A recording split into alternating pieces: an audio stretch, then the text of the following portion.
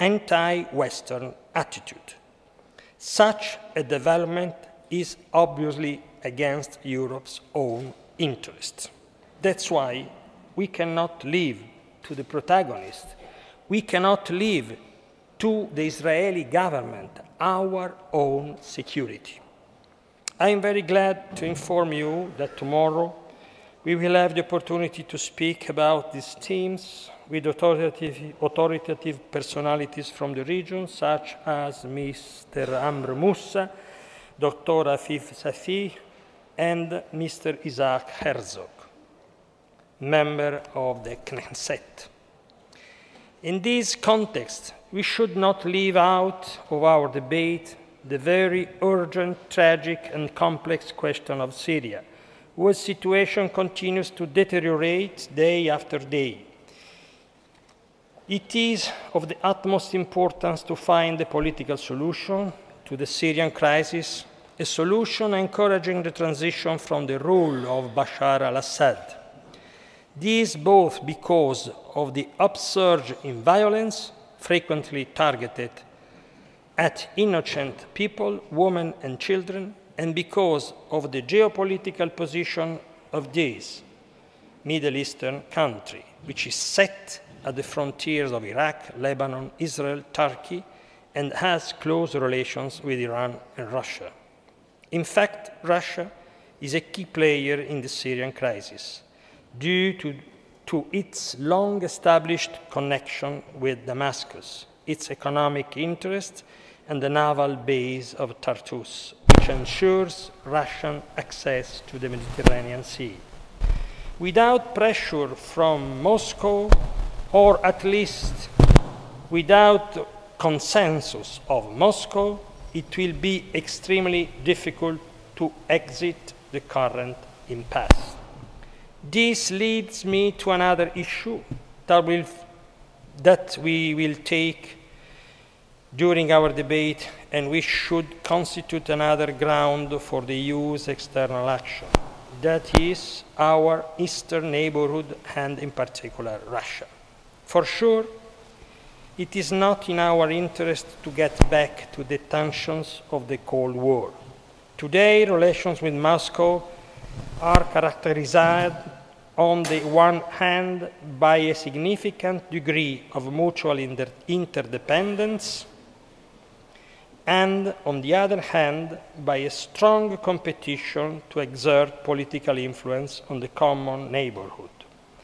It is therefore essential for Europe to formulate a security policy that should constructively engage Russia.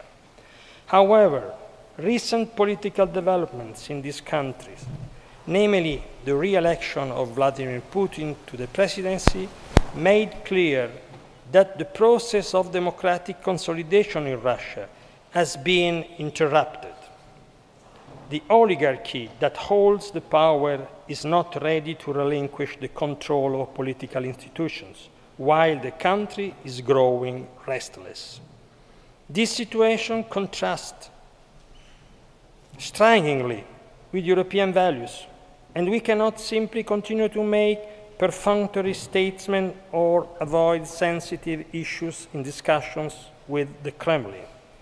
It will be necessary to sharpen the EU's approach to Russia as far as human rights and fundamental freedoms are concerned, while refraining at the same time from actions that would only result in increasing tension with Moscow, such as Bush's anti-missile shield of just a few years ago. More human rights, no Cold War. This is, in my view, the approach to Russia. Also, let's not forget that Russia is more and more aligning with the other BRICS countries on many matters, that it has criticized NATO involvement in Libya and opposed a UN resolution on Syria. Hence, the European Union will have to make an effort to increase dialogue with the Kremlin, this also in order, as I just mentioned, to encourage Russia's more cooperative role in other relevant geopolitical dossiers. Facing the issues that I listed above, and the many others that will be raised during the debates, requires, first of all, a major shift for Europe, which concerns its self-perception. From global player to player in a global world.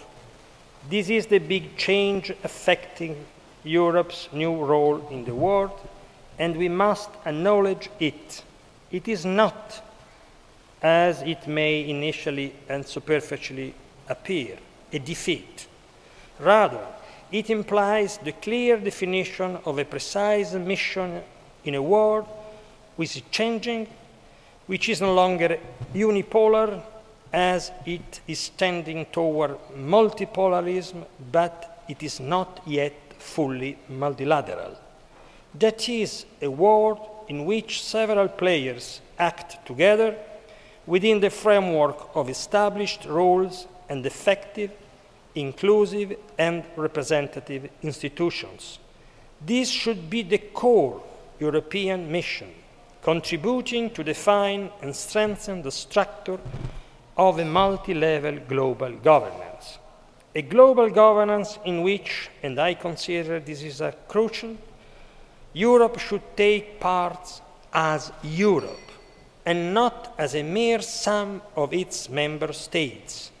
It is inconceivable that in the 21st century Europe still holds the same weight it used to hold in the past within organizations such as the International Monetary Fund or the World Bank. We must accept it once and for all. It is also high time to make Article 34, former Article 19, of the EU Treaty fully operative at last. Last October, agreements on EU statements in multilateral organizations, which brought the UK's boycott of the European External Action Service delivery of statements on behalf of the EU to an end, is an important step forward which should be thoroughly implemented. At the same time, the Member States should coordinate and uphold the position of the Union as a whole in international forum, which is crucial.